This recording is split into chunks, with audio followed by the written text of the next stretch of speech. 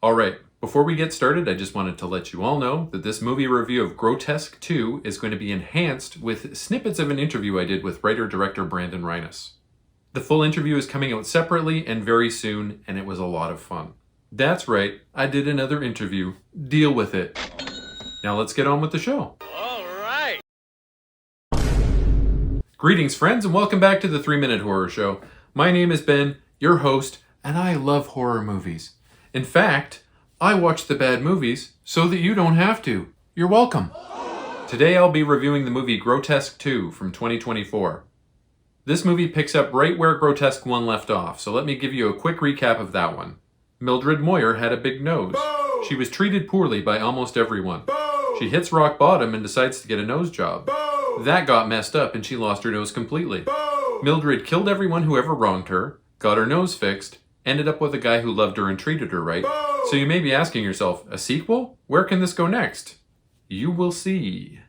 It was written and directed by Brandon Rhiness and stars Elizabeth Chamberlain, both out of Edmonton. And you will hear from Brandon very soon. Grotesque 2 can be streamed here in Canada on Just Stream and Tubi. We open on Mildred Moyer mourning the loss of her beloved Felix. He's passed away and she has absolutely no idea what to do with herself. Mildred is watching television and she sees an ad placed by a local televangelist. This guy's name is Cornelius Spretzer and he looks like 90s Lars Ulrich from Metallica. He makes an appeal to anyone who feels lost or lonely, in despair or in despondence, to write into his congregation with their deepest desire, and he will tell God to make it happen. This resonates with Mildred, who is now living under an assumed name, and she writes the Spretzers. What's your name? Mildred. A different Mildred. I'm Mildred Moyer. The Spretzers are Cornelius, whom you've already seen, wife Veronica, played by Julie Wellen, the villain from the first Grotesque, Ronald, their horn dog son, and their daughter Cindy, who speaks with a Russian accent that no one other than Mildred can hear. Oh, wow, I love your accent. Russian? No. Born and raised in Edmonton. Was there always meant to be a sequel, or how did that come about? There was not always meant to be a sequel. Obviously, like in the back of my mind, it's always a possibility because, there's, Freddy, Jason, Halloween movies and I'm a big fan of those. So obviously, like the second I came up with the concept, it's in the back of your mind that, hey, maybe we can make 12 of these. But I never really thought about it because who knows if the first one's going to work. And the first one does wrap up nicely. Like it doesn't set itself up for a sequel. And actually, we had a hard time coming up with the idea for the sequel because it's like Mildred's back to normal. Like, why would she need to go on another killing spree? She's all happy now. So yeah, it was something that came along after the popularity of the first one. Mildred joins the congregation and attends a dance party put on by the family. It's quite a lame affair naturally, but Mildred still manages to have a good time. Mildred is invited to a sleepaway camp for some of the more devout followers, and she decides she wants to attend.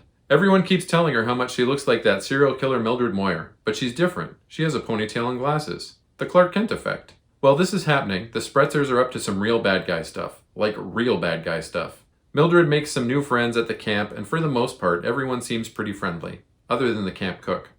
So, is it just me, or does Adam Keefe, who played Cornelius Spretzer in the second movie, look like 90s Lars Ulrich from Metallica? Yeah, you mentioned that, and I can see it. To me, he reminds me of Jesse from Breaking Bad.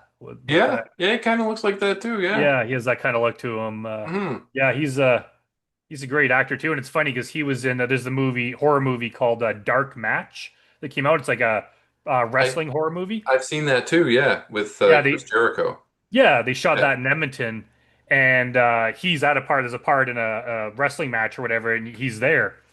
And it's funny, these people on Twitter were like, "Is that Cornelius Spretzer from Grotesque 2?" It's funny. His Dark Match was a much bigger budget, more famous movie, but people recognize him as the guy from Grotesque. So I thought that was pretty great. Yeah, that's funny. One of Mildred's new friends turns out to be a reporter, and she's investigating the Spretzers and what goes on at this camp. It turns out the staff are feeding the campers drugs to placate them and make them more receptive to suggestion. Mildred and her reporter friend interrupt two counselors disposing of the body of an overdose victim. And after they confess their whole plan, the staff subdue their two witnesses. They kill the reporter and leave Mildred for dead. Our Mildred is made of sterner stuff though, and she decides it's time for revenge. She gets herself a new outfit and mask from a local metal band and goes on a revenge tour number 2, singing, dancing, and cracking one-liners the whole way. Elizabeth Chamberlain delivers another fantastic performance as the lovable serial killer Mildred Moyer. Her comedic timing is impeccable, and honestly, she's pretty amazing all around. Yep. I said it in my review of Grotesque 1, and I'll say it again now, this series won't work without her. There is another battle between Mildred and Julie Welland's character at the end of this movie, but I will leave the lady parts that they hit each other in this installment a secret. We want more Mildred. I can't wait for the sequel.